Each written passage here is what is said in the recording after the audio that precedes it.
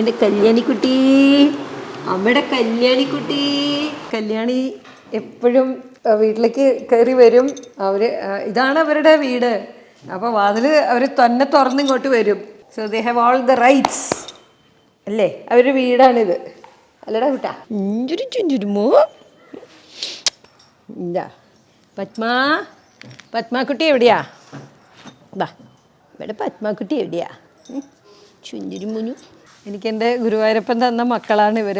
എൻ്റെ എല്ലാം അവർക്കുള്ളതാണ്.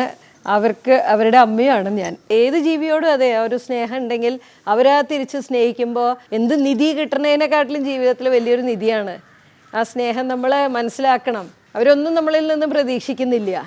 ഒരു ചെടിയായാലും ഒരു മൃഗമായാലും, മൃഗം എന്നല്ല പറയുക, ഇവരാണ് ദൈവം, കാണപ്പെടുന്ന ദൈവങ്ങളാണ് ഇവർ.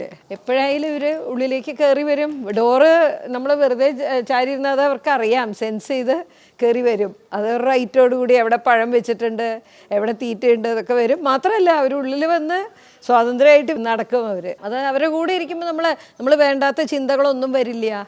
ഒരു സന്തോഷം അത് നമ്മൾ അനുഭവിച്ചറിയണം.